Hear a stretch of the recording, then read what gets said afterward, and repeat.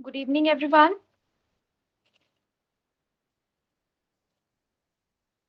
Evening ma'am. कैसे हो आप सब?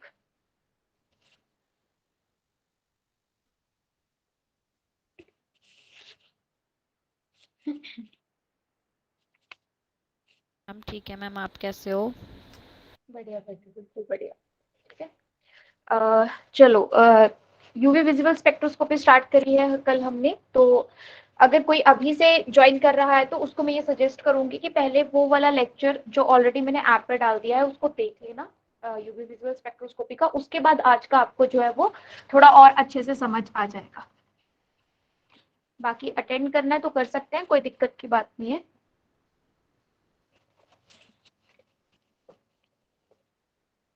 Good evening ma'am. Good evening. Good evening ma'am. Good evening everyone, good evening. Ma'am आप क्या बोल रहे थे, कौन सा लेक्चर अपलोड कर दिया? जो इससे पहले यूवी विजिबल का कल हुआ है ना, 1 घंटे का लेक्चर, उसकी बात कर रही यस हूँ कि मैम। अगर आप आज ही लगा रहे हो और आपने अभी वो लेक्चर नहीं सुना है तो आपके लिए अच्छा होगा कि पहले आप उस लेक्चर को सुन लो, उसके बाद इसको कंटिन्यू करना। Okay ma'am. अदरवाइज, हाँ, अदरवाइज हो सकता है कि थोड़े से डाउट्स रहें, क्योंकि कुछ ऐसी बेसिक से टर्म्स थी जो कल हमने डिस्कस करी थी, और वो बेसिक से टर्म्स पता रहेंगे तभी हम ये आगे का जो है वो आज डिस्कस कर पाएंगे। मैम फिर आज वाला लेक्चर कब तक अपलोड होगा ऐप पे? ये आपका अपलोड हो जाएगा अगर तो इसकी प्रोसेसिंग जल्दी हो गई। वैसे आज मैं थोड़ी लंबी क्लास नहीं लूंगी आपकी, थोड़ी छोटी क्लास रहेगी, अराउंड 6 और 6:15 तक। तो अगर टाइम की ड्यूरेशन कम हो तो फिर वो जल्दी आ भी जाता है, कई बार अगर आ गया तो मैं आज देखूंगी। मैं लैपटॉप लाई हूँ, आज 10-11 बजे तक अगर हुआ तो कर दूंगी, अदरवाइज फिर मॉर्निंग में होगा। कल संडे ही है वैसे, एक तो बार आप हमें फिर देख अपडेट भी कर सकते हो। देना। हाँ जी। हमें अपडेट कर देना जब ऐप पे अपलोड हो गई। अपलोड हो जाएगा, हाँ मैं कर दूंगी, ठीक है। ओके। चलिए, तो कल हमने कहाँ पे छोड़ा था? हमने छोड़ा था जीरेड और अनजीरेड, इन दो टर्म्स का हम डिस्कशन कर रहे थे कि ये सिमिट्री के कुछ एलिमेंट्स हैं, जीरेड और अनजीरेड, जिसके बारे में यहाँ पे इस यूवी विजिबल स्पेक्ट्रोस्कोपी में डिस्कशन होता है। तो इन टर्म्स का मतलब क्या है? जीरेड जो है वो जी से, अनजीरेड जो है वो यू से रिप्रेजेंट किया जाता है, और एक्चुअल में जीरेड का मतलब होता है इवन। जहां तक मेरे को ध्यान है ये जर्मन लेटर है, सॉरी जर्मन का वर्ड है, और इसका मीनिंग होता है इवन। और जो अनजीरेड है उसका मतलब होता है ऑड।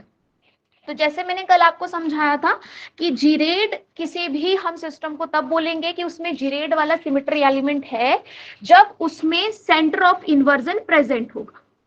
अगर किसी में सेंटर ऑफ इन्वर्जन प्रेजेंट नहीं है तो उस सिस्टम को हम कहते हैं अनजीरेड। यही बात हुई थी कल।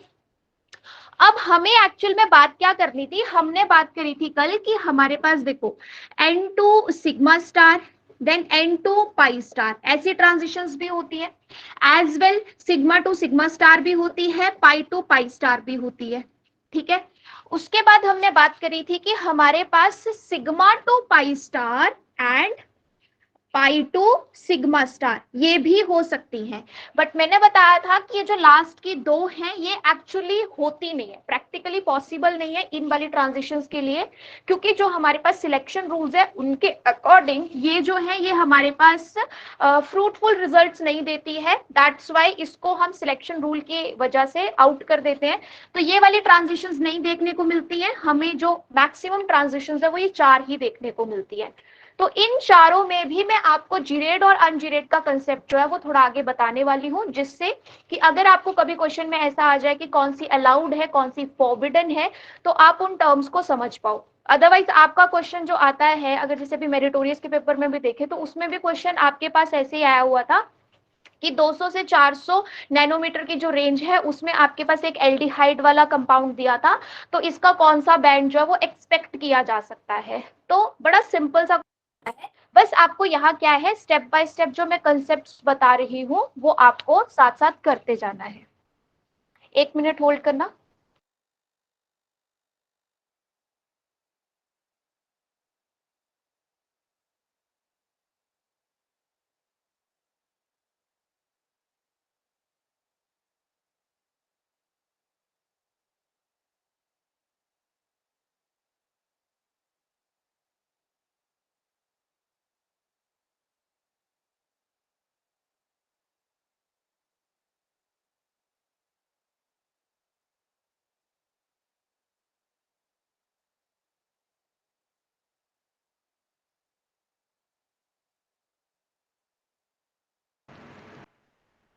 ओके हाँ, तो हम क्या बात कर रहे थे, हम बात कर रहे थे कि यही वाली 4 ट्रांजिशंस मिलती हैं, और जैसे आपके पेपर की बात कर रही थी तो उसमें भी इसी लेवल का क्वेश्चन आता है। बस आपको जहां जहां मैं बोलती जाऊंगी कि इंपॉर्टेंट कंसेप्ट है उसको किसी बॉक्स में लिख लेना या हाईलाइट कर लेना, और जब भी आप अपना ये वाला टॉपिक रिवाइज करोगे तो उनको बिल्कुल टिप्स पे याद रखना, उन कंसेप्ट को, बिकॉज इसमें कंसेप्ट सीखने वाली ही बात है। एक बार कंसेप्ट सीख लिया तो फिर इससे रिलेटेड वो कैसा भी क्वेश्चन दे दे आप अप्लाई कर पाओगे। एज वेल जब आप असाइनमेंट पे फोकस करोगे सॉल्व करने में तो वो फिर आपकी और ज्यादा अच्छे से प्रैक्टिस हो जाएगी, क्वेश्चन किस तरीके का बनता है और इन कंसेप्ट्स को वहां पे अप्लाई कैसे करना है। ठीक है, चलो तो यहां तक बात हो गई थी कल। अब मैं आपको यहां पे बताती हूं कि जैसे हमने मॉलिक्यूलर ऑर्बिटल थ्योरी में बात करी थी कि अगर मेरे पास किसी सिस्टम में सिग्मा है तो मेरे पास सिग्मा स्टार भी होगा, अगर मेरे पास पाई है तो मेरे पास पाई स्टार भी होगा। एज वेल हमने यहाँ पे बात करी थी कि नॉन बॉन्डिंग भी हो सकता है, बट जरूरी नहीं है सब सिस्टम में ये मिलेगा। तो अभी मैं सिर्फ आपको बात बताती हूँ सिग्मा और सिग्मा स्टार की, इसमें जिरेड और अनजिरेड आपको कैसे मिलेगा। तो जैसे आपके पास अगर कोई सपोज सिग्मा बॉन्ड बना है, ठीक है, कोई भी सिग्मा बॉन्ड बना है, जैसे मैं अगर पी ऑर्बिटल्स का ही साइड वाइज ओवरलैप कराऊं, सॉरी साइड वाइज नहीं, प्रॉपर ओवरलैप कराऊं, साइड वाइज से तो पाई बॉन्ड बनता है। तो मेरे पास मान लो यहाँ पे है प्लस, यहाँ है माइनस, यहाँ है प्लस, यहाँ है माइनस, ये भी एक पी ऑर्बिटल, ये भी एक पी ऑर्बिटल, बिल्कुल आपस में यहाँ ओवरलैप करने की कोशिश कर रहे हैं, तो बड़े आराम से ओवरलैप होगा। और इसका जो यहाँ पे बॉन्डिंग ऑर्बिटल बनेगा, इसका जो हमारे पास यहाँ पे बॉन्डिंग ऑर्बिटल बनेगा, वो बॉन्डिंग ऑर्बिटल कुछ ऐसा नजर आएगा हमें, ये माइनस, यहाँ पे प्लस और यहाँ पे माइनस। ये हमारे पास किसकी बात हो रही है, जब दो ऑर्बिटल आपस में सिग्मा बॉन्ड बनाने की कोशिश कर रहे हैं, ओवरलैप कर रहे हैं, तो ओवरलैप करने से हमारे पास जो बॉन्डिंग मॉलिक्यूलर ऑर्बिटल सिग्मा बन के आया, कल बात हुई थी हमारे पास कि जैसे आपके पास एक यहाँ पे एटॉमिक ऑर्बिटल है तो आपस में कंबाइन करेंगे, तो हमारे पास पहले के कंपैरिजन में क्या होता है, बॉन्डिंग मॉलिक्यूलर ऑर्बिटल की एनर्जी और कम हो जाती है, एंटी बॉन्डिंग मॉलिक्यूलर ऑर्बिटल की एनर्जी और हायर हो जाती है। तो उसी की बात हो रही है कि ये जो सिग्मा है और ये जो सिग्मा स्टार है, अगर हम सिग्मा बॉन्ड बना रहे हैं तो सिग्मा में हमें कौन सा सिमेट्री कैरेक्टर मिलेगा, जिरेड या अनजिरेड। तो उसके लिए पहले समझना जरूरी है कि जब हमारे पास यहाँ पे ये बॉन्ड बना तो उसमें किस तरीके की सिमेट्री आई। आपको बोला गया है कि अगर सिस्टम में सेंटर ऑफ इन्वर्जन प्रेजेंट है तो वो जिरेड है, मतलब किसी सेंटर से चलना शुरू करो, और सेंटर से कैसे चलना शुरू करना है, बिल्कुल अपोजिट डायरेक्शन में। इस सेंटर ऑफ इन्वर्जन को जिनको तो समझ है वो तो ठीक है, जिनको नहीं समझ है बड़े एक सिंपल एग्जांपल से मैं बताती हूँ। आप इमेजिन करो आपके पास कोई एक खाली रूम है और उस खाली रूम के बिल्कुल सेंटर में दो लोग खड़े हैं, उन दोनों लोगों को इंस्ट्रक्शन दी जाती है कि आपने बिल्कुल अपोजिट डायरेक्शन में मूव करना है। लाइक एक ईस्ट जा रहा है तो दूसरा वेस्ट जाएगा, बिल्कुल इक्वल डिस्टेंस पे। एक ने 10 कदम अगर तय की है डिस्टेंस तो दूसरे को भी 10 कदम ही चलना है। अगर उस सेंटर से दोनों अपोजिट डायरेक्शन में जाते हुए सेम एनवायरमेंट मिल जाता है हमें, जनरली सेंटर ऑफ इन्वर्जन का अगर एग्जैक्ट मीनिंग है तो सेम एनवायरमेंट तो मिलेगा लेकिन इन्वर्ट मिलेगा।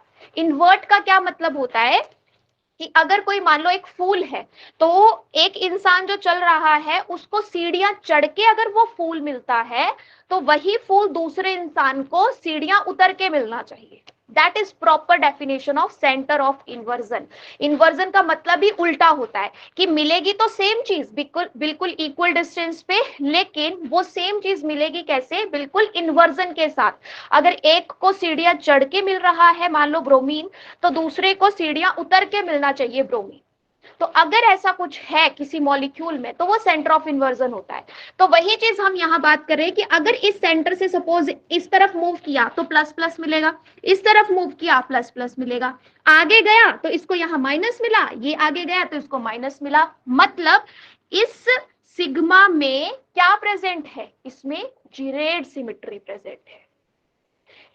तो आप यहाँ पे क्या डिफाइन करेंगे कि हमारे पास जो सिग्मा होगा, क्योंकि आपको ट्रांजिशंस में ध्यान रखना पड़ेगा, आपको सिलेक्शन रूल बताया गया है कि जिरेड टू अनजिरेड या अनजिरेड टू जिरेड है तो वो अलाउड है, तो वो पता भी तो रहे कि कौन सी वाली ट्रांजिशन अलाउड है इस रूल के अकॉर्डिंग और कौन सी नहीं है। तो अगर यहाँ पे मैंने सिग्मा को जिरेड बोला है तो मेरे पास सिग्मा स्टार जो होता है वो जनरली अपोजिट ही आता है। मतलब सिग्मा अगर जिरेड है तो सिग्मा स्टार अनजिरेड ही आएगा, लेकिन कैसे आएगा देखो। अगर मेरे पास एंटी बॉन्डिंग इंटरेक्शन होनी होगी तो वो कैसे होगी कि प्लस के सामने माइनस, माइनस के सामने प्लस। एंटी बॉन्डिंग इंटरेक्शन हम इसी को बोलते हैं। इसका क्या मतलब है कि ये आपस में ओवरलैप करके प्रॉपर बॉन्डिंग नहीं करेंगे, ये इसी तरीके से रहेंगे। तो अब मैं इस सेंटर से, this is anti bonding interaction, अगर मैं इस सेंटर से मूव करती हूं, एक में जाऊंगी राइट, एक में जाऊंगी लेफ्ट, तो दोनों को डिफरेंट एनवायरनमेंट मिल रहा है। बिल्कुल सामने सामने पता चल रहा है कि जो एंटी बॉन्डिंग सिग्मा स्टार है वो हमारे पास कैसा है, अनजीरेड सिस्टम है, या उसमें सिमेट्री कैसी है हमारे पास, अनजीरेड। तो यहां से कंक्लूजन क्या निकला कि सिग्मा जो है वो हमारे पास जीरेड सिमेट्री के साथ आता है, इवन सिमेट्री के साथ आता है, जबकि सिग्मा स्टार जो है वो हमारे पास अनजीरेड या ऑड या फिर अनइवन सिमेट्री के साथ आता है। क्या यहां तक बात क्लियर हुई? सेकंड वाला रिपीट करना। कौन सा anti bonding? Ungeared. Ungeared. Ungeared का मतलब आपके पास है कि ऑड सिमेट्री है, जैसे इसका मतलब ऑड होता है, आप याद रख सकते हो अनइवन। अनइवन का मतलब क्या है कि जिसमें सेंटर ऑफ इन्वर्जन प्रेजेंट नहीं है। अब मान लो ये दोनों अपने पास यहाँ पे ओवरलैप करने के लिए आते भी हैं, तो ये इसका सेंटर होगा, और अगर ये इसका सेंटर है तो ऑब्वियस सी बात है लेफ्ट और राइट जाते हुए दोनों को सेम एनवायरनमेंट मिलना चाहिए था अगर सेंटर ऑफ इन्वर्जन है, बट इसकी इंटरेक्शन में है नहीं। इस तरफ इसको प्लस मिला तो यहां से निकलते हुए इसको माइनस मिला, मींस इसमें सेंटर ऑफ इन्वर्जन नहीं है, सेंटर ऑफ इन्वर्जन नहीं होगा, इवन डिस्ट्रीब्यूशन नहीं होगा, तो वो हमारे पास अनजीरेड सिमेट्री होगी। क्लियर? Yes ma'am. ओके।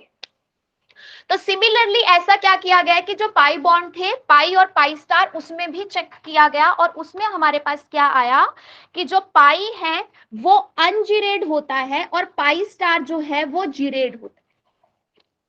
ठीक है, तो हमारे पास अगर कहीं पे भी, जैसे मैं एक सिंपल सा एग्जांपल अगर लूं, पाई बॉन्ड बनाने के लिए तो मुझे साइड वाइज ओवरलैप करनी पड़ेगी, और मान लो मेरे पास अगर बॉन्ड बना है तो प्लस के सामने प्लस रहा होगा, माइनस के सामने माइनस रहा होगा, इसने ऐसे साइड वाइज ओवरलैप किया होगा। ठीक है, ऐसे कुछ रहा होगा अगर मेरे पास पाई बॉन्ड बना है तो इसमें ये है मेरे पास सेंटर। अब इसमें मैं अगर ऐसे डायगनली मूव करती हूं, क्योंकि मुझे ऐसे ही मूव करना है हमेशा अपोजिट, तो इस सेंटर से इस तरफ जाते हुए तो मुझे प्लस वाली लोब मिली, लेकिन इस तरफ जाते हुए कौन सी मिल रही है, माइनस वाली। सिमिलरली दूसरी तरफ भी देख लो, इस तरफ जाते हुए मुझे माइनस मिला, लेकिन दूसरी तरफ जाते हुए क्या मिला, प्लस। मतलब जब मैं यहाँ पे डायगनली चेक कर रही हूं या किसी एक सेंटर से दो अपोजिट डायरेक्शन में मूव करने की कोशिश कर रही हूं, तो मुझे सेम एनवायरनमेंट या इवन डिस्ट्रीब्यूशन सिमेट्री का नहीं मिल रहा, जिसका मतलब है कि पाई हमारे पास कैसा है, अनजीरेड। तो जब हमारे पास एंटी बॉन्डिंग इंटरेक्शन होगी तो प्लस के सामने माइनस, माइनस के सामने प्लस होगा, तो उस केस में एंटी बॉन्डिंग इंटरेक्शन में प्लस के सामने माइनस, माइनस के सामने प्लस। तो जब आप इस सेंटर से मूव करोगे तो आपको बिल्कुल क्लियर मिल रहा है कि इस तरफ जाते हुए प्लस तो अपोजिट जाते हुए भी प्लस, इस तरफ जाते हुए माइनस तो इस तरफ जाते हुए भी माइनस, जिसका मतलब कि इसमें सेंटर ऑफ इन्वर्जन है। दैट्स वाई जो पाई स्टार है उसमें कौन सी सिमेट्री है, उसमें जीरेड सिमेट्री है। तो आपको यहाँ पे अब ये कंफर्म हो गया कि हमारे पास जो सिग्मा है वो जीरेड, पाई जो है वो अनजीरेड, जो पाई स्टार है वो जीरेड और सिग्मा स्टार जो है वो अनजीरेड। ठीक है, अगर आपको इस तरीके से याद रखना है, नॉन बॉन्डिंग तो बॉन्ड फॉर्मेशन में जा ही नहीं रहा है तो उसका बॉन्डिंग और एंटी बॉन्डिंग बनेगा नहीं, तो उसमें हम कैसे डिस्कस करेंगे। बट अगर आपको याद रखना है, ये कंसेप्ट तो समझने वाला है जो आई होप आपको समझ आ गया होगा, बट अगर सिंपल लर्न करना है तो इस एनर्जी लेवल डायग्राम में याद कर लेना कि हमने जीरेड से स्टार्ट करना है, जीरेड, अनजीरेड, फिर नॉन बॉन्डिंग, फिर हमारे पास अगेन जीरेड और फिर अनजीरेड। ऐसे याद हो जाता है, ठीक है। ऐसे नहीं होता है तो सिंपली याद रख लेना किसी एक को कि सिग्मा बॉन्ड जो होता है वो जीरेड होता है, सिग्मा बॉन्डिंग जीरेड होगी तो एंटी बॉन्डिंग अनजीरेड, और सिग्मा का बॉन्डिंग जीरेड होता है तो पाई का जो बॉन्डिंग है वो अनजीरेड होगा। बाकी अगर कंसेप्ट आपको बहुत अच्छे से दिमाग में बैठ गया तो आप क्रॉस चेक भी कर सकते हो इसको वहां पे बना के। क्या यहां तक मेरी बात क्लियर हुई आपको? Yes ma'am. ठीक है, अब मैं वापस आती हूँ उन ट्रांजिशंस पे जहां पे मैंने मना किया था कि हमारे पास जो है ये वाली ट्रांजिशंस नहीं देखने को मिलती हैं। मैंने कहा था कि n टू पाई स्टार जो है ये तो हमारे पास अलाउड है, बिकॉज n में तो नॉन बॉन्डिंग में तो हमारे पास आ ही नहीं रहा ऐसा कोई concept. n to sigma star है, ये भी हमारे पास अलाउड है क्योंकि इसमें यहाँ पे जीरेड अनजीरेड का कंसेप्ट नहीं आ रहा। उसके बाद sigma to sigma star, pi to pi star, एक ये था, और एक हमारे पास थी pi to sigma star and sigma to pi star, जिसमें मैं इसको मना कर रही हूं कि ये ट्रांजिशंस हमें देखने को नहीं मिलती हैं।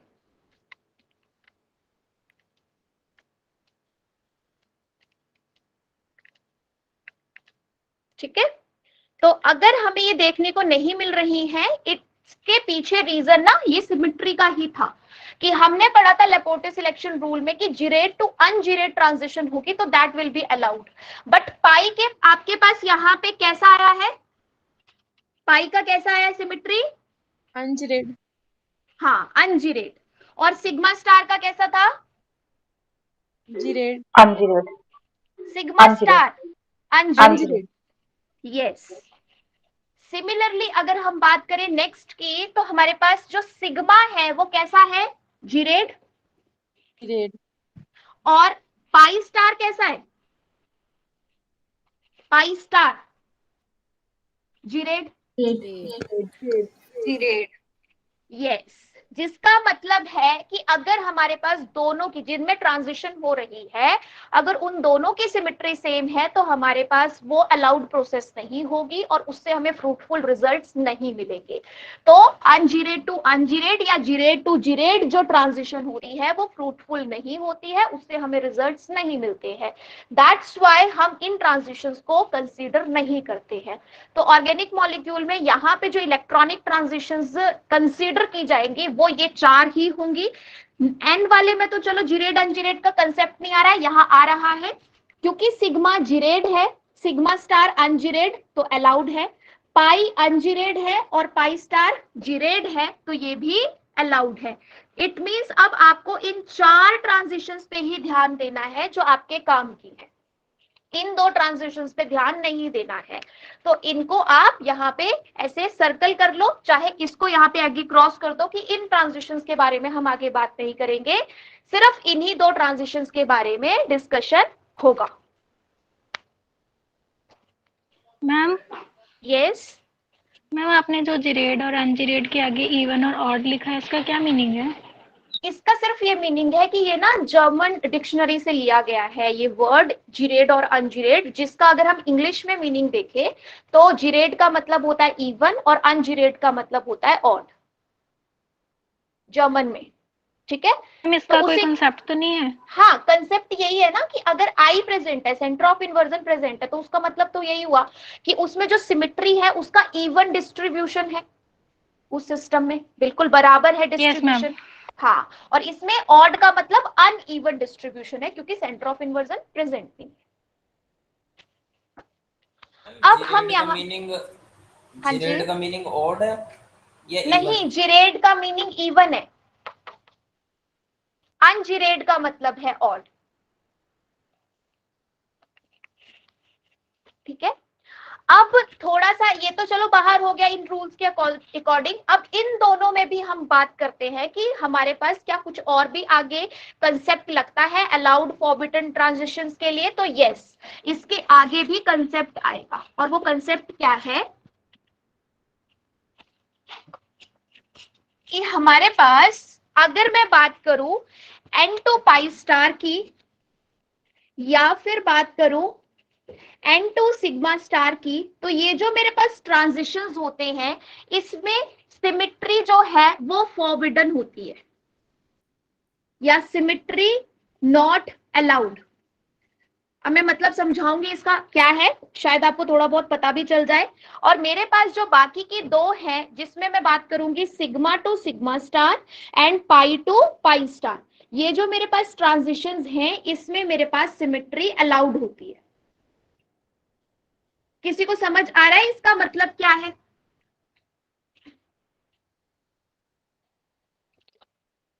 सिमिट्री वर्ड भी आया है हमारे पास। अभी तक हमने क्या पढ़ा, हमने सबसे पहले पढ़ा that delta S should be 0, rules हमने जब स्टार्ट किए कि हमारे पास जो ट्रांजिशन है वो हमारे पास इस तरीके से होनी चाहिए कि डेल्टा एस 0 आ जाए, मतलब जैसे स्पिन का डायरेक्शन था एक्साइट होने के बाद भी, ट्रांजिशन के बाद भी वो वैसा हो।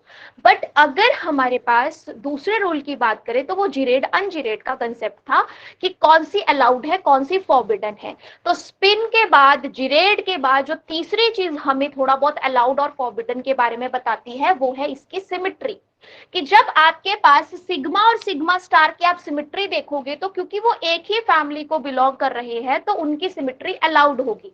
अगर पाई और पाई स्टार की बात करोगे तो वो सेम अगेन एक ही फैमिली को बिलोंग कर रहे हैं तो उसकी सिमिट्री अलाउड होगी। But n to pi star या एन टू सिग्मा स्टार है तो दोनों डिफरेंट कैटेगरी के हो गए ऑर्बिटल्स, दैट्स व्हाई उसकी सिमिट्री सेम नहीं है। तो इससे हमारे पास फर्क क्या पड़ता है कि इसमें जो हमें बैंड मिलता है वो लेस इंटेंस बैंड मिलता है, और अगर हमारे पास सिमिट्री भी अलाउड हो तो हमें मोर इंटेंस बैंड मिलता है। अब यहाँ पे मैं बैंड की बात क्यों कर रही हूँ, सिर्फ सिग्नल की बात क्यों नहीं कर रही, वो आगे डिस्कस होगा कि हमारे पास एक ब्रॉड बैंड या फिर सिंपल एक बैंड सा आता है, बिल्कुल ऐसे शार्प पीक्स आती नहीं है इसमें, उसके पीछे भी हमारे पास कुछ वजह है। मैम इंटेंस बैंड का मीनिंग क्या है? इसका मतलब है कि आपके पास जो सिग्नल है, एक आपके पास ऐसा बैंड, मतलब ऐसा सिग्नल दिया है मैंने सपोज, ठीक है, एक ऐसा स्पेक्ट्रम है और एक आपके पास एक ऐसा स्पेक्ट्रम है। तो दोनों में अगर आप बेसिक डिफरेंस देखोगे तो बेसिक डिफरेंस किस चीज का है, हाइट का, कि एक का सिग्नल काफी अच्छी हाइट पे है और एक का बहुत कम सा है।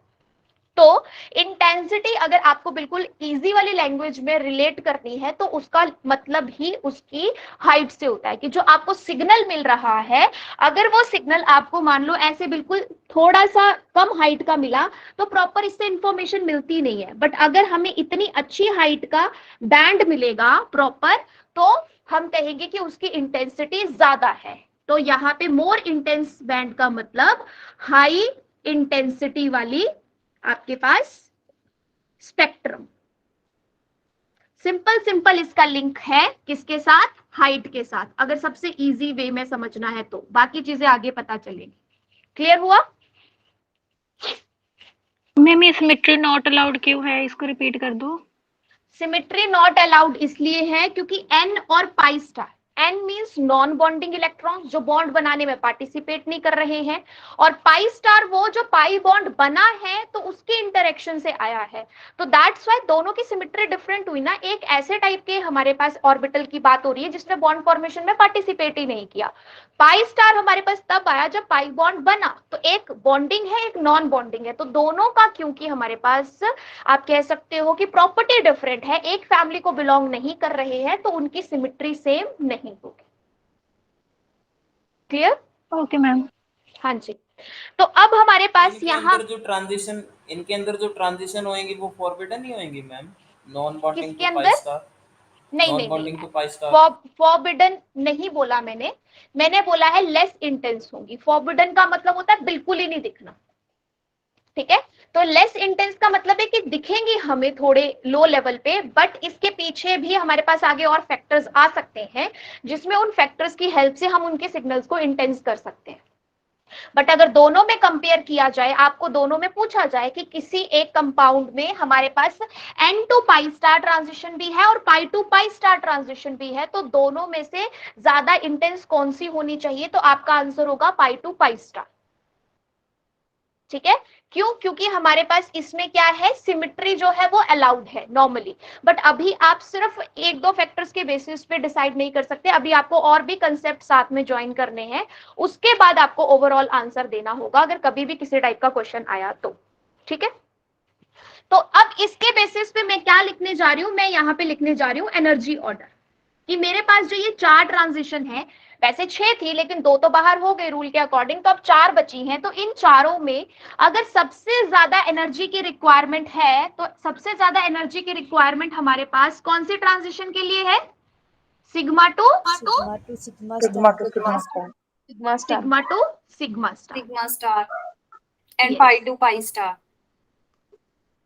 तो हमारे पास यहाँ पे अगर एनर्जी ऑर्डर की बात करूं तो सबसे ज्यादा जो हमें एनर्जी की रिक्वायरमेंट है वो है सिग्मा टू सिग्मा स्टार के लिए। उसके बाद हमारे पास आती है non bonding to sigma star, non bonding to sigma star. After that हमारे पास यहाँ पे आती है pi to pi star, and सबसे लास्ट हमारे पास आती है एन टू पाई स्टार। तो यहाँ पे ना कई बार कंफ्यूजन हो जाता है, इस ऑर्डर को याद रखना, ये बिल्कुल बॉक्स में बना के लिख लो, ये एज इट इज लर्न कर लेना है।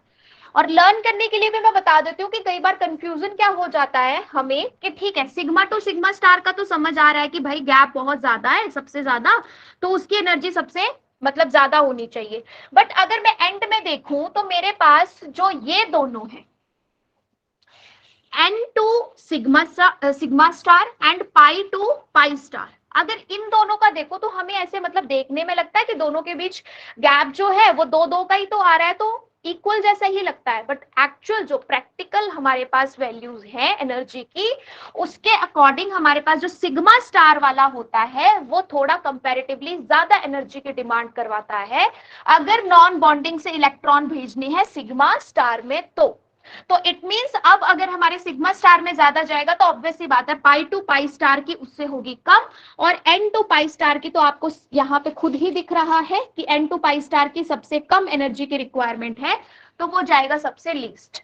मतलब जो सबसे ज्यादा एनर्जी की रिक्वायरमेंट कर रहा है वो भी यहाँ पे दिख जाता है, जो सबसे कम कर रहा है वो भी दिख जाता है। हमेशा हमें इन दोनों में लगता है कि दो दो का गैप है तो ये सेम होना चाहिए, बट एक्चुअल में याद करना अगर आपको है तो आप ऐसे याद कर लेना कि भाई देखो पहले सिग्मा स्टार वाले कवर होंगे और फिर पाई स्टार, पहले सिग्मा स्टार वाली ट्रांजिशंस होंगी फिर पाई स्टार वाली।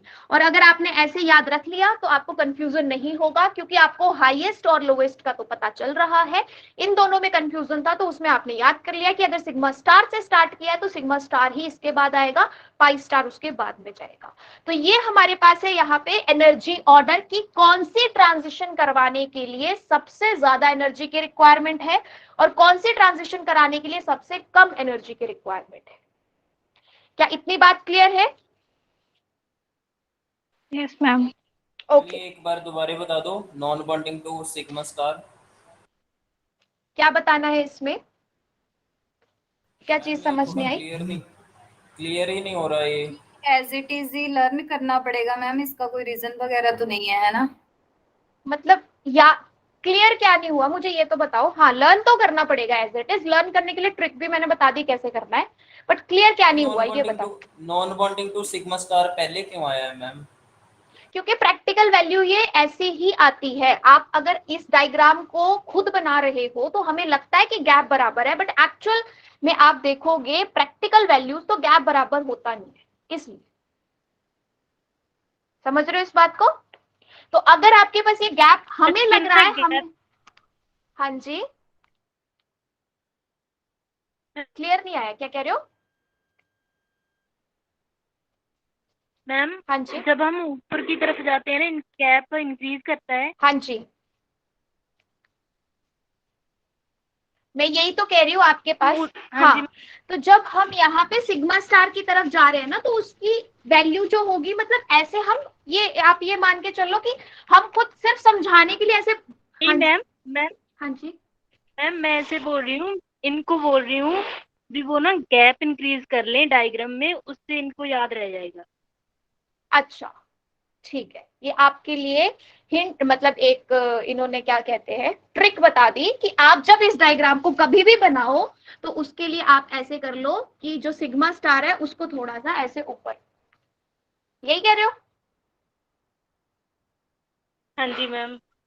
हाँ, तो आपको ये वाला जो गैप है पाई टू पाई स्टार वाला ये और एन टू पाई स्टार वाला क्लियरली दिख जाएगा कि ये हमारे पास एन टू सिग्मा स्टार वाला ज्यादा होना चाहिए, पाई टू पाई स्टार वाला कम होना चाहिए। ठीक है, सो इसके अकॉर्डिंग अगर मैंने एनर्जी ऑर्डर ये लिखा है तो वेवलेंथ का ऑर्डर हमारे पास क्या आएगा, बिल्कुल अपोजिट। वेवलेंथ का ऑर्डर अपोजिट कैसे आएगा, हमारे पास एक क्या कहते हैं equation, energy is inversely proportional to wavelength. हाँ जी, हमारे पास एक इक्वेशन है एनर्जी की जिसमें हम लिखते हैं, अगर डायरेक्टली प्रोपोर्शनल लिखना है तो एच न्यू, अगर इक्वल करना है तो हम लिखते हैं एच सी वाई लैम्डा, जिससे हम ये रिलेशन निकालते हैं कि जो हमारे पास एनर्जी है वो लैम्डा के साथ या वेवलेंथ के साथ कैसा रिलेशन रखती है, बिल्कुल रिवर्स। जिसका मतलब है कि अगर किसी ट्रांजिशन के लिए एनर्जी की रिक्वायरमेंट ज्यादा है तो वो कम वेवलेंथ की जो रेडिएशंस है उसको एब्जॉर्ब करेगी। मींस एनर्जी ऑर्डर अगर ये है तो हमारे पास वेवलेंथ ऑर्डर जो होगा वो इसके बिल्कुल अपोजिट। मींस वो हमारे पास n2 पाई स्टार का वेवलेंथ सबसे ज्यादा, फिर पाई टू पाई स्टार का, फिर n2 सिग्मा स्टार का, और सबसे कम होगा सिग्मा टू सिग्मा स्टार। क्योंकि इसकी एनर्जी रिक्वायरमेंट ज्यादा है तो जो वेवलेंथ जिस पे रेडिएशंस एब्जॉर्ब होंगी उसकी वैल्यू हमें कम मिलेगी।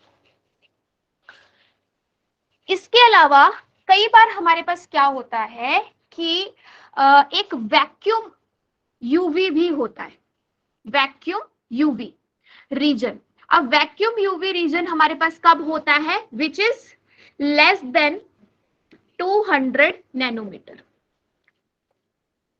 200 टू 400 कौन सा बताया था आपको, यूवी यूवी और विजिबल। हाँ यूवी विजिबल दोनों, यूवी ओनली यूवी। यूवी जो 400 टू 800 था वो फर्दर था आपके पास विजिबल। अगर मैं कहती 200 से 800 तो वो यूवी विजिबल आप एक साथ बोल देते। तो इसमें हमारे पास क्या होता है कि कई बार ना कुछ हमें स्पेक्ट्रा जो होते हैं वो लेस देन 200 नैनोमीटर पे भी देखने को मिलते हैं, तो उसको हम बोलते हैं वैक्यूम यूवी रीजन। और उसके पीछे वजह क्या है कि जब हमारे पास 200 नैनोमीटर से कम वाली रेडिएशन प्रोवाइड की जाती है, तो जैसे अगर हम कोई मतलब जैसे ये करवा ही रहे हैं टेक्निक इंस्ट्रूमेंट में, तो ऐसा तो नहीं होगा कि हमने बिल्कुल मतलब कुछ रिएक्शंस हम वैक्यूम में करवाते हैं, लेकिन नॉर्मली हम हर सिस्टम के लिए वैक्यूम प्रोवाइड नहीं करवाते हैं। तो उसमें क्या होगा कि ऑक्सीजन भी रहेगी एनवायरमेंट एयर में, तो ऑक्सीजन भी 200 नैनोमीटर से कम की रेडिएशंस अगर मिले तो एब्जॉर्बेंस शो करता है। और अगर ऑक्सीजन भी एब्जॉर्बेंस शो करेगा तो हमारा जो कंपाउंड रहेगा उसके साथ साथ हमें यहाँ पे जो बैंड मिल रहा है उसमें ऑक्सीजन का भी मिल जाएगा। मींस अगर 200 नैनोमीटर से कम वाली वेवलेंथ हम प्रोवाइड कर रहे हैं, वेवलेंथ की रेडिएशंस प्रोवाइड कर रहे हैं, तो उसमें थोड़ा सा इंटरफेरेंस का चक्कर पड़ जाता है। किसकी इंटरफेरेंस, ऑक्सीजन की। कहां प्रेजेंट है, एनवायरमेंट में। तो दैट्स व्हाई उस केस में अगर हमें स्पेक्ट्रा 200 नैनोमीटर से कम वेवलेंथ की रेडिएशंस का करवाना है कंडक्ट, तो हम उसको वैक्यूम वाला एनवायरमेंट प्रोवाइड करते हैं। दैट्स व्हाई इसको हम वैक्यूम यूवी रीजन भी बोलते हैं। तो आपके पास नॉर्मली मतलब फिर ऐसा हो सकता है कि काफी ज्यादा मतलब ऐसे बैंड में मतलब जो आना है वो भी आ जाए और दूसरा भी कुछ ना कुछ मिक्स हो जाए। तो उससे क्या होता है, हमें जो एग्जैक्ट इन्फॉर्मेशन चाहिए होती है वो हमें उस कंपाउंड के बारे में मिलती नहीं है, क्योंकि जो हमारे पास कह सकते हो आसपास के बाकी एलिमेंट्स थे जो उस सेम लाइट में एब्जॉर्बेंस शो कर रहे थे, तो वो भी फिर अपने यहाँ पे बैंड साथ में मिक्स कर देते हैं। दैट्स वाई 200 से कम करवाने के लिए हम वैक्यूम रीजन जो है वो प्रोवाइड करते हैं। 200 से 400 के लिए क्या बताया था मैम आपने? 200 टू 400 तो आपका नॉर्मली यूवी है ना, यूवी रीजन। 400 टू 800 आपका विजिबल वाला। हाँ जी, विजिबल, हाँ जी। हाँ ठीक है। अब नेक्स्ट पॉइंट है आपका, देखो ये मैं नोट्स बनाने के लिए आपको ऐसे थोड़ा सा सजेस्ट करना चाहूंगी। कल को आपने जब ये पढ़ना है या रिवाइज करना है तो जहां पे मैं नेक्स्ट पॉइंट बोल रही हूँ कोशिश करना उसको स्टार हैश या नोट करके या नया नंबर देके 1 2 3 4 ऐसे कुछ पॉइंट्स देके उसको नई चीज लिख लेना, ताकि कल को जब पढ़ोगे तो सारा मिक्स ना हो और आपको पता रहे कि ये वाला पार्ट यहाँ खत्म हो गया, अब कोई नई बात हम करने वाले हैं। ठीक है, तो अब ये नेक्स्ट पॉइंट है जो मैं आगे बोल रही हूँ। मैम ये जो आपने रेंज बताई है ये हमेशा नैनोमीटर में ही होती है या कोई और यूनिट भी हो सकती है? इलेक्ट्रोमैग्नेटिक स्पेक्ट्रम में हम ज्यादातर, और यहाँ आपके जो एग्जाम में पूछा जाता है वो जनरली नैनोमीटर में ही हम बात करते हैं। करने को तो आप कर सकते हो कन्वर्ट, बट इसमें हम यही वाला यूज करते हैं।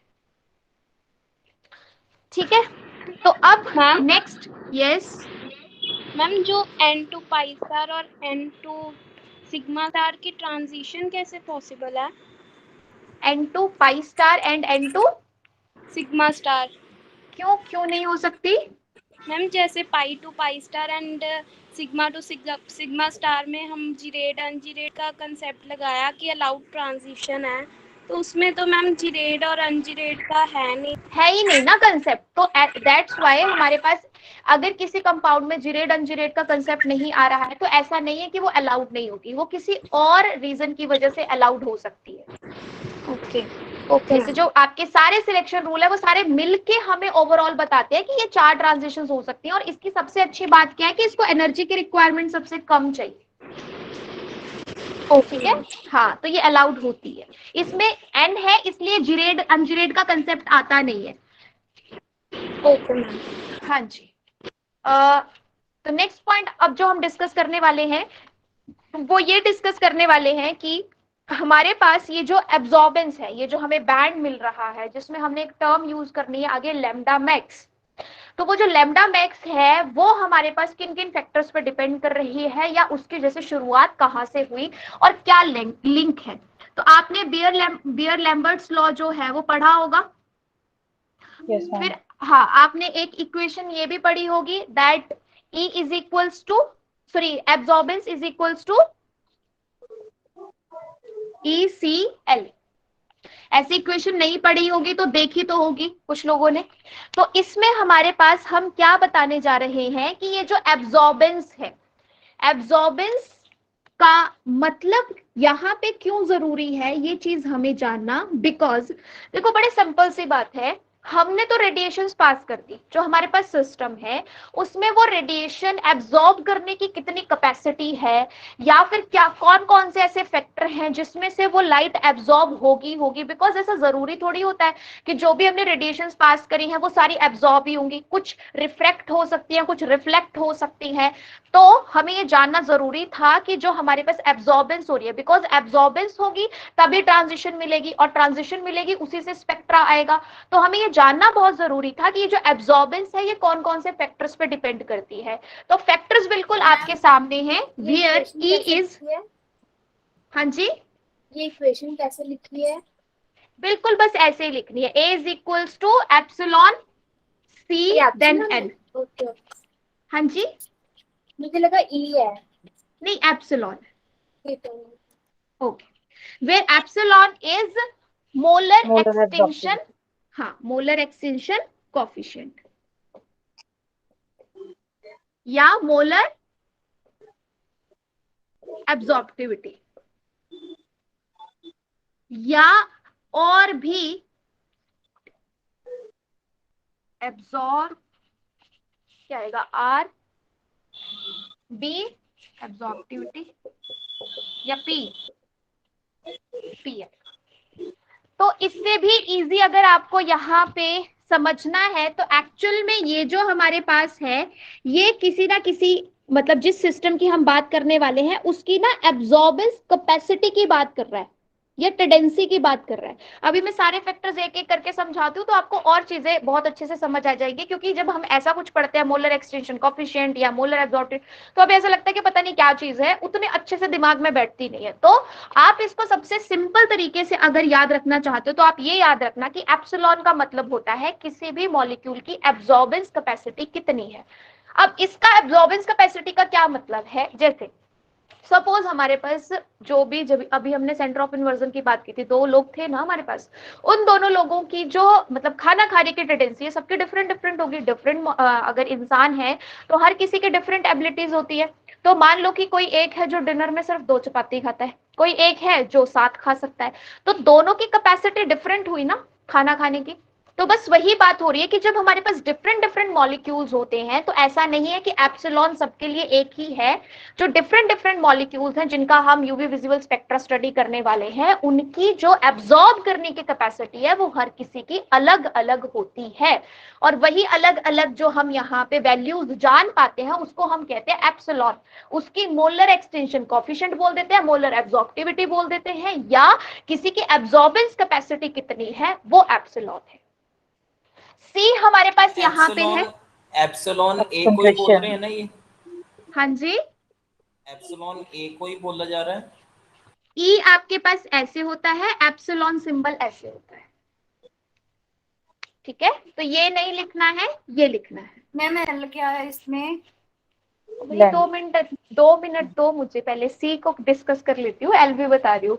सी हमारे पास यहाँ पे क्या है, कंसंट्रेशन, और एल हमारे पास है यहाँ पे पाथ लेंथ। ठीक है, तीनों चीजें हमारे पास आ गई कि जो एब्जॉर्बेंस है वो 3 फैक्टर्स पे डिपेंड करती है। पहला है एब्जॉर्बेंस कैपेसिटी, दूसरा है कंसंट्रेशन, तीसरा है पाथ लेंथ।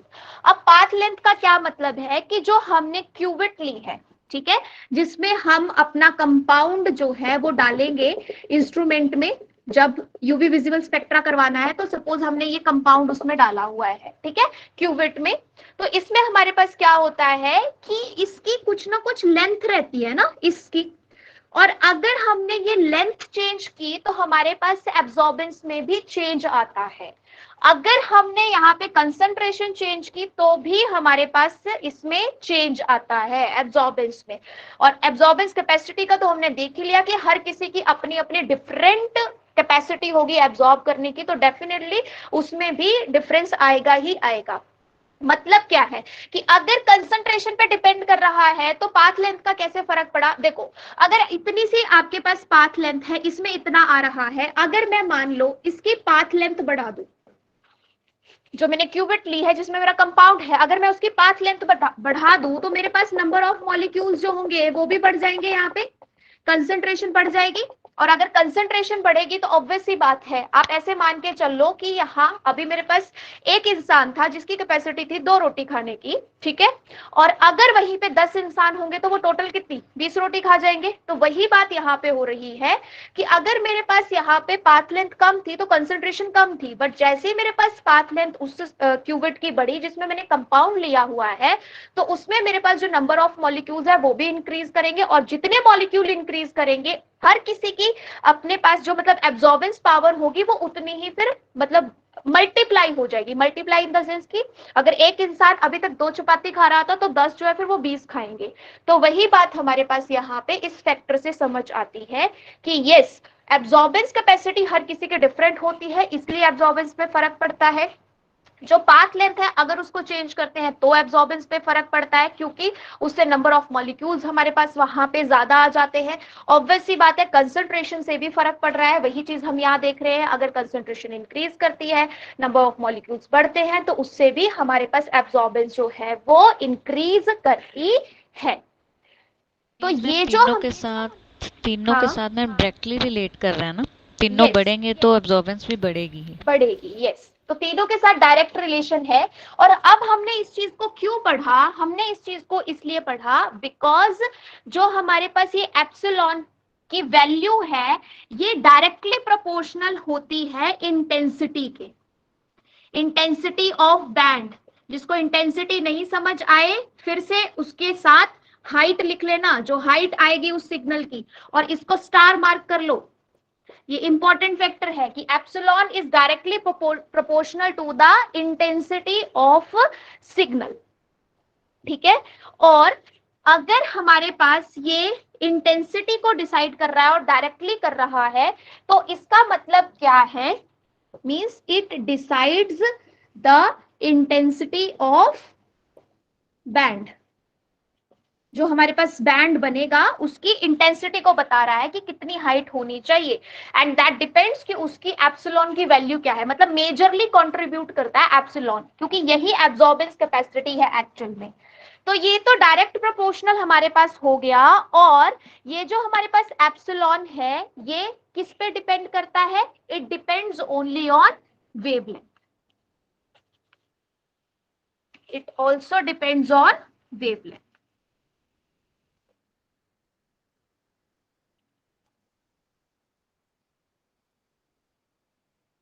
ठीक है, तो अब इसका मतलब क्या है, इसका मतलब हमारे पास ये है कि जब हम यहाँ पे बात करेंगे बैंड की, तो बैंड में हमारे पास क्या होगा कि नो डाउट हम पढ़ने जा रहे हैं यहाँ पे इलेक्ट्रॉनिक ट्रांजिशंस को, बट जिस हिसाब से हम यहाँ पे एब्जॉर्बेंस देख रहे हैं, इंटेंसिटी ऑफ बैंड जो है उसकी हाइट जो है उसके आने के पीछे एप्सिलॉन का भी रीजन है।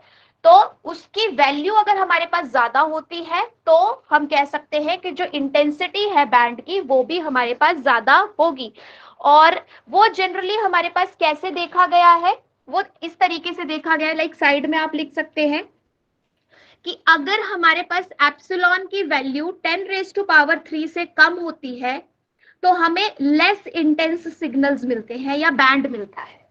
एप्सिलॉन की वैल्यू 10⁻³ से कम होती है तो हमें कम मिलती है, लेस इंटेंस मिलते हैं, जबकि 10⁻⁴ से अगर ज्यादा होती है तो हमें मोर इंटेंस सिग्नल्स मिलते हैं। तो ये क्लियर इंडिकेशन है कि अगर एप्सिलॉन की वैल्यू ज्यादा होगी तो जो इंटेंसिटी है सिग्नल की वो भी हमारे पास ज्यादा होगी। मैम जो इंटेंसिटी ऑफ बैंड है ये हम चेक कैसे करते हैं, ग्राफ से? हाँ, हाइट जिसकी जो पीक आपके ज्यादा, पास जो आपके पास सिग्नल, जैसे मैं यहाँ पे एक मैंने ये बनाया और एक मैंने ये बनाया, ठीक है, तो किसकी इंटेंसिटी ज्यादा है? फर्स्ट ग्राफ की मैम, जो हाँ, जिसकी हाइट ज्यादा है, जिसकी हाइट ज्यादा है वो ज्यादा इंटेंस है। और हाइट ज्यादा होती है तो हम प्रॉपर वहां से डाटा निकाल पाते हैं, हमें पता रहता है कि क्या इंफॉर्मेशन हमें लेनी है। बट अगर ऐसे बिल्कुल ऐसे जमीन से छोटा हुआ ही निकल जाएगा, हमें पता भी नहीं चलेगा कि इसका सिग्नल था या किसी इम्प्योरिटी का सिग्नल था और ये क्या ही बताना चाहता है, तो हमें इससे एग्जैक्ट इंफॉर्मेशन नहीं मिलती है। ठीक है, तो अब एक पॉइंट, हाँ जी मैम वेवलेंथ का डायरेक्ट रिलेशन है हाँ, इंटेंसिटी डायरेक्ट ही रहेगा, मैं आगे बताती हूँ आपको, डायरेक्ट ही रहेगा। मैम ये एप्सिलॉन की वैल्यू हमें लर्न करनी पड़ेगी 10⁻³ और 10⁻⁴ वाली? नहीं, बस ये ऐसे मैंने आपको बता दिया कि इसका डायरेक्ट रिलेशन का मतलब क्या था, बस एक आइडिया सा दे दिया, तो याद नहीं भी रहेगा तो कोई दिक्कत नहीं है। चेंज भी हो सकती है, वेरिएशंस हो सकती हैं वैल्यूज में। नहीं नहीं नहीं नहीं नहीं नहीं, ये फिक्स है, ये वैल्यू फिक्स है कि एप्सिलॉन की वैल्यू जो है वो 0 to 10⁻⁶ जनरली मिलती है। अब जिसकी तो 0 ही हुई, जी मतलब उसकी तो एब्जॉर्बेंस आप मान के चलो कि है ही नहीं। जब एब्जॉर्बेंस नहीं है तो बिल्कुल ऐसे फ्लैट सा सिग्नल कुछ आएगा ही नहीं। बट हाँ, अगर किसी में हमारे पास 10⁻³ तक आती है तो उसका बिल्कुल ऐसे लेस इंटेंस सा सिग्नल आता है। 3 से कम आती है, जो 10⁻³ वाली या 4 के बीच की वैल्यूज हैं वो हमारे पास मतलब मॉडरेट सा देती हैं, कम भी थोड़ा ज्यादा भी। लेकिन सबसे बढ़िया सिग्नल्स हमें जहाँ पे या अच्छी इंटेंसिटी मिलती है वो उस केस में जिसमें एप्सिलॉन की वैल्यू जो वो 10⁻⁴ से लेके 10⁻⁶ के बीच में होती है। तो जनरली हम कह देते हैं कि 10⁻⁴ से ज्यादा होगी तो अच्छी हाइट मिलेगी, अच्छा डाटा हमें वहां से मिल जाता है। ठीक है, नेक्स्ट पॉइंट लिखिएगा इसके आगे। कंसेप्ट जो आपको मैं यहाँ पे बताना चाह रही हूँ, जिनका कहीं ना कोई लिंक है हर चीज के साथ, उन कंसेप्ट्स में अब एक, हाँ जी स्लो के चल रहा था ना ये? हाँ जी उसी का चल रहा था ये, जिसमें हमने बेसिकली बात एब्जॉर्बेंस की करनी थी। क्या कहा? नेक्स्ट पॉइंट लिखवा रहे हो, ये भी इसी में आएगा? नहीं, या ये अलग कुछ ये और? अलग है, ये थोड़ा अलग है। अभी नेक्स्ट पॉइंट जो है वो हम यहाँ पे डिस्कस करने वाले हैं। कल हमने इलेक्ट्रोमैग्नेटिक स्पेक्ट्रम पढ़ा था और इलेक्ट्रोमैग्नेटिक स्पेक्ट्रम में हमने बात करी थी कि हमारे पास कैसे आता है CGX, आगे क्या बोला था? CGX, UVI MR, UVI MR। ठीक है, ये किसका ऑर्डर था? एनर्जी का। Cosmic rays, gamma rays, X rays, UV, then infrared, then microwave and then radio wave, ये एनर्जी का ऑर्डर था हमारे पास यहाँ पे। मतलब इसकी एनर्जी जो थी वो हाईएस्ट थी और जो वेवलेंथ का ऑर्डर था वो हमारे पास यहाँ पे लोएस्ट थी, क्योंकि एनर्जी और वेवलेंथ चलता है एक दूसरे के बिल्कुल अपोजिट। ये हाई एंड था एनर्जी का, ये लो एंड था। और हमारे पास अगर वेवलेंथ की बात करूं तो कॉस्मिक रेज की लोएस्ट थी और इसकी हमारे पास ये हाई एंड था। मींस वेवलेंथ सबसे ज्यादा किसकी हो रही है हमारे पास यहाँ पे? रेडियो वेव्स की। ठीक है, तो अब एनर्जी के बेसिस पे अगर आप यहाँ पे देखोगे तो जो यूवी विजिबल है वो हम एक साथ ही रख रहे हैं यहाँ पे। तो जो यूवी विजिबल है उसको ज्यादा एनर्जी की रिक्वायरमेंट है देन इंफ्रारेड, देन आप बात कर सकते हो यहाँ पे माइक्रोवेव या फिर रेडियो वेव्स। तो जिसको हमारे पास यहाँ पे एनर्जी की रिक्वायरमेंट ज्यादा है, ऑब्वियस सी बात है, अगर उसकी ट्रांजिशन करवानी है तो उसके लिए एनर्जी गैप ज्यादा होगा। क्या कहा मैंने, फिर से सुनना, मैंने कहा क्योंकि हमारे पास यहाँ पे जो इलेक्ट्रॉनिक ट्रांजिशंस होनी है वो इसी रेंज में होनी है, इलेक्ट्रॉनिक ट्रांजिशंस यूवी विजिबल की वजह से। तो अगर मेरे पास ट्रांजिशन इसकी वजह से जो मैं पढ़ने वाली हूँ यहाँ पे होने वाली है, तो इंफ्रारेड और माइक्रोवेव के कंपैरिजन में इसकी ट्रांजिशन का जो एनर्जी गैप है वो ज्यादा होगा, क्योंकि एनर्जी की रिक्वायरमेंट ये बोल रहा है कि ज्यादा है। तो इसका मतलब हुआ कि अगर मैं ऐसे कोई दो लेवल्स लेती हूँ जिसमें मेरे को इलेक्ट्रॉनिक ट्रांजिशन करवानी है, इसको मैं बोलती हूँ E0, इसको मैं बोलती हूँ E1।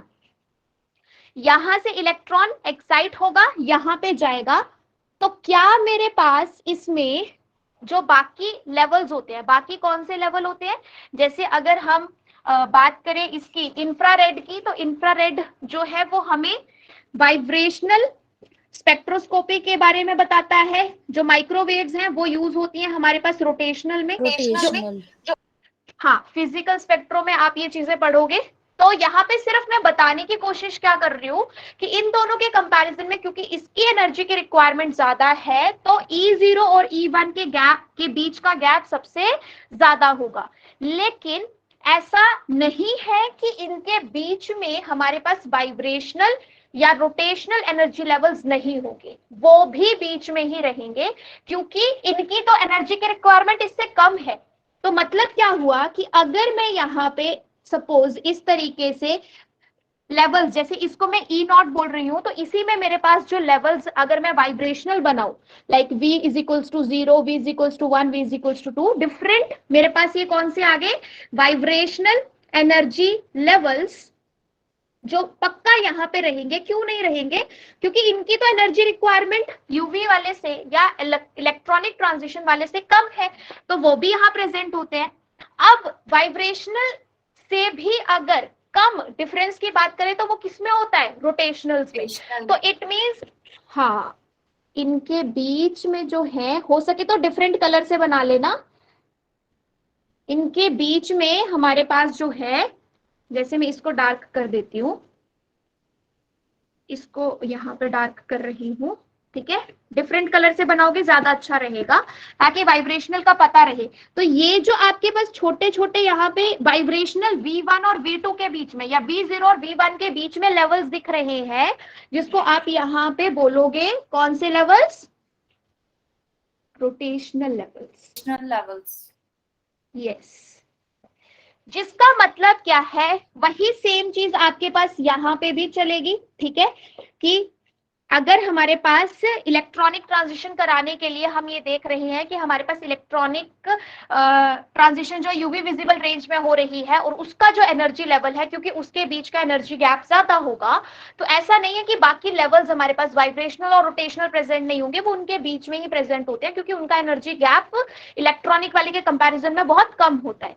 जिसका क्या मतलब है, जिसका मतलब है कि जब हमारे पास कोई एब्जॉर्बेंस होती है, कोई एब्जॉर्बेंस होती है और ये मॉलिक्यूल ट्रांजिशन शो करता है, तो इसकी क्या गारंटी है कि हमारे पास सिर्फ और सिर्फ जो है वो इलेक्ट्रॉनिक ट्रांजिशन ही होगी। लाइक बात क्या कर रही हूँ कि E0 से E1 तक ही ट्रांजिशन होगी, इसकी क्या गारंटी है। हमारे पास यहाँ पे V1 टू V2 या V0 टू V1 वाइब्रेशनल वाली भी ट्रांजिशन हो सकती है, एज वेल जो मेरे पास यहाँ पे रोटेशनल वाले प्रेजेंट हैं उनकी भी ट्रांजिशन हो सकती है, क्योंकि उनको तो वैसे ही कम एनर्जी की रिक्वायरमेंट है और हमने तो ऑलरेडी वहां पे ऐसी एनर्जी प्रोवाइड की है जो इलेक्ट्रॉनिक ट्रांजिशन करवा सकती है। तो इलेक्ट्रॉनिक ट्रांजिशन के साथ साथ पॉसिबिलिटीज होती है कि हमारे पास वाइब्रेशनल और रोटेशनल लेवल्स में भी ट्रांजिशन देखने को मिले, जिसकी वजह से हमें कभी भी एक शार्प पीक वाला सिग्नल नहीं मिलता है। हमें यहाँ पे जो डाटा मिलता है वो हमेशा मिलता है हमें कैसे, ब्रॉड पीक। हाँ, ब्रॉड पीक। जिसमें आपके पास मल्टीपल जिसमें आपके पास ऐसे ट्रांजिशंस मतलब हुई होती हैं और इनमें सारी इन्वॉल्व होंगी, इलेक्ट्रॉनिक भी, रोटेशनल भी, वाइब्रेशनल भी। बट जो आपके पास सबसे टॉप मोस्ट वाली होगी जहां पे ये रुकी है, वो आपके पास किसकी वजह से आई होगी? इलेक्ट्रॉनिक। हाँ, वो आपके पास आई होगी ट्रांजिशन। तो ये जो आपके पास कर्व जहां पे जाके रुकता है, ये हमारे पास आई होगी किसकी वजह से? हाईएस्ट वाली, फॉर जो हाईएस्ट वाली है फॉर इलेक्ट्रॉनिक ट्रांजिशन। ये एक बार दोबारा बताना मैम, रुकी होंगी ये वाला जो लाइन थी, ये कैसे थी? कौन सी वाली? यहाँ पे आके रुकी होंगी इलेक्ट्रॉनिक ट्रांजिशन की वजह से, ये थोड़ा दोबारा बता दो। नहीं, ये रुके नहीं होंगे। मैं ये कह रही हूँ कि हमारे पास यहाँ पे जो सबसे इंटेंस वाली ट्रांजिशन हुई होगी, बिकॉज हम जो वहां पे एनर्जी वेवलेंथ प्रोवाइड कर रहे हैं वो एग्जैक्टली प्रोवाइड कर रहे हैं इलेक्ट्रॉनिक ट्रांजिशन के लिए, कि उसके बिल्कुल बिहाफ पे, तो उसकी जो ट्रांजिशन हुई होगी वही सबसे स्ट्रॉन्ग हमारे पास यहाँ पे पीक पे दिखाई देगी। बाकी जो है वो हमारे पास छोटी मोटी जो वाइब्रेशनल रोटेशनल हो रही है वो भी उसके साथ ओवरलैप हो गई है, तभी तो हम इलेक्ट्रॉनिक ट्रांजिशन का ऐसे बिल्कुल शार्प एक सिग्नल नहीं दिखा पाते हैं। बट यस, ये जरूर कंफर्म है कि जो हमारे पास सबसे हाईएस्ट वाला पार्ट ट्रांजिशन का दिख रहा है, जिसकी वजह से ये बैंड बिल्कुल टॉप पे जाके गया है, तो वो किसके लिए है? यहाँ पे इलेक्ट्रॉनिक ट्रांजिशन के लिए ही है। मैं ऐसे तो नहीं होता जैसे वाइब्रेशन से रोटेशन में हो जाए लेवल्स में, जैसे हम बोलते हैं ट्रांजिशंस वाइब्रेशन से रोटेशन में हो जाए, ऐसे तो नहीं होता कि मतलब सेम एनर्जी लेवल में ही होगा? ये यही होता है जैसे हाँ, E1 जैसे E0 से E1 करते हैं हम मैम ट्रांजिशंस, और B0 से B1 करते हैं, ऐसे V0 से अगर R में हो जाए ट्रांजिशन, ऐसे तो नहीं होता? नहीं, नॉर्मली तो हमारी वाइब्रेशनल्स में ही देखने को मिलेंगी, वाइब्रेशनल टू वाइब्रेशनल वाली, ठीक है। तो वाइब्रेशनल मतलब वो दूसरे लेवल्स में अगर हो भी जाती है, अगर उसको वैसी एनर्जी मिलती भी है, तो मैंने कल ही एक बात की थी कि ये सिस्टम जो है, ये जो सारा काम चल रहा है, ये क्वांटाइज्ड मैनर में चलता है। क्वांटाइज्ड का मतलब वही है कि जितनी उसको वैल्यू चाहिए अगर उतनी मिलती है तो हमारे पास वो सक्सेसफुल ट्रांजिशन मानी जाएगी, अगर उतनी वैल्यू नहीं मिलती है तो नहीं मानी जाएगी। जिसका मतलब क्या है कि हमारे पास ये जरूरी नहीं है कि सारी की सारी ट्रांजिशंस यहाँ पे जितनी भी पॉसिबल है वो हो सकती हैं। बस मैं एक पॉसिबिलिटी बता रही हूँ कि कुछ मॉलिक्यूल्स में ऐसा हो सकता है कि वो उनको जितनी V0 टू V1 के लिए या V1 टू V2 के लिए जितनी एनर्जी चाहिए वाइब्रेशनल ट्रांजिशन शो करने के लिए, उतनी उनको वहां पे मिल जाए पर्टिकुलर टाइम पे, तो वो भी ट्रांजिशन शो कर सकते हैं। और ऐसा होता है, तभी हमें यहाँ पे कभी भी शार्प पीक नजर नहीं आती है। ठीक है, ओके। हाँ जी, तो V0 और V1 के बीच में बनाई है, ये रोटेशनल है? हाँ जी, ये रोटेशनल लेवल्स है।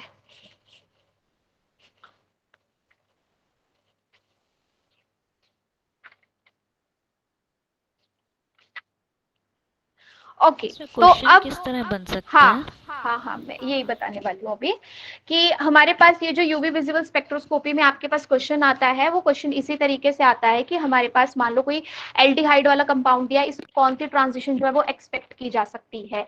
या हमारे पास मतलब ज्यादातर आपके में जो मैंने क्वेश्चन देखे हैं प्रीवियस ईयर में भी, इस बार मेरिटोरियस में भी वो इसी टाइप का आया था। इस बार भी ऐसा था, एल्डिहाइड दिया था और पूछा गया था कि किस टाइप की ट्रांजिशन एक्सपेक्टेड है। तो बस वही मेरा नेक्स्ट टॉपिक है, but due to some reasons मैं अभी आज क्लास फर्दर मतलब कंटिन्यू नहीं कर पाऊंगी, मेरे को यहीं पे बाइंड अप करना है। तो अब मेरे पास 3 इंपॉर्टेंट पार्ट है जो यूवी विजिबल के बचे हैं, जो मैंने नेक्स्ट क्लास में आप लोगों से डिस्कस करने हैं। 3 पार्ट क्या है? एक यही एग्जांपल्स ऑफ मॉलिक्यूल, कि किस टाइप के मॉलिक्यूल में किस टाइप की ट्रांजिशन देखने को मिलती है, जो आपके हिसाब से सबसे इंपॉर्टेंट पार्ट रहेगा। अगर हमारे पास एल्केन्स हैं तब क्या, अगर हेलो एल्केन्स है तब क्या, अगर हमारे पास कार्बोनिल सिस्टम्स है तब क्या, तो उनमें कौन सी ट्रांजिशन देखने को मिलती है। ये कोई अभी अभी ज्वाइन कर रहा है,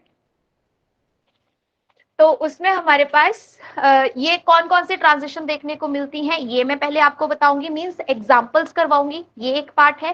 दूसरा पार्ट आपके साथ डिस्कस करना है मुझे, क्रोमोफोर्स और ऑक्सोक्रोम्स का जो टर्म्स इसमें यूज की जाती है उसका मतलब क्या होता है, क्योंकि बहुत बेसिक सी चीज है तो उससे रिलेटेड स्टेटमेंट में आपसे क्वेश्चन पूछ सकता है, क्रोमोफोर्स या ऑक्सोक्रोम से रिलेटेड।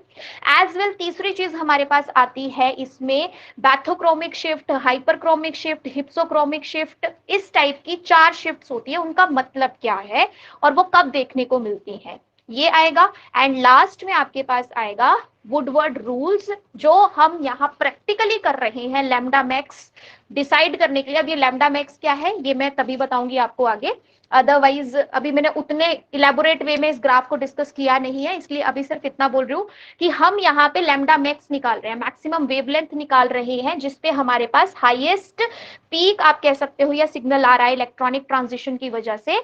तो उस केस में हम अगर प्रैक्टिकली ना कर पाए तो क्या थ्योरेटिकली पॉसिबल है, तो यस कुछ रूल्स निकाले गए हैं वुडवर्ड वाले, उन रूल्स के थ्रू हम प्रैक्टिकली थ्योरेटिकली भी कर सकते हैं, बट उसके लिए कुछ वैल्यूज है वो आपको याद रखनी पड़ती है। अभी तक आपके पेपर में मैंने उससे रिलेटेड क्वेश्चन नहीं देखा है, बट यस वो भी बहुत बेसिक सी चीज है तो वहां से भी क्वेश्चन पूछा जा सकता है। तो बस ये एक लेक्चर का पार्ट है, मतलब एक लेक्चर का काम है जो आपका यूवी विजिबल में रहता है, उसके बाद फिर हम IR वाला स्टार्ट करेंगे। ठीक है, तो आज की क्लास में इतना ही है। ओके, किसी को कुछ डाउट, कोई क्वेश्चन? बस इसी में थोड़ी सी कंफ्यूजन हो रही है वाइब्रेशनल रोटेशनल वाले में। हाँ जी, सो क्वेश्चन से क्लियर हो जाएगी मैम, क्वेश्चन थोड़ा आइडिया हो जाएगा ना इसका देख हाँ के। हाँ हाँ हाँ ठीक है। तब तक के लिए आप ये करना, नेक्स्ट क्लास से पहले पहले अभी तक जितने भी कंसेप्ट्स बताए गए हैं वो सारे अच्छे से समझ लेना, और कोई डाउट होगा तो क्लियर कर लेना। ठीक है मैम, चलो, thank you ma'am. Okay, welcome. Thank you ma'am. Welcome, bye bye.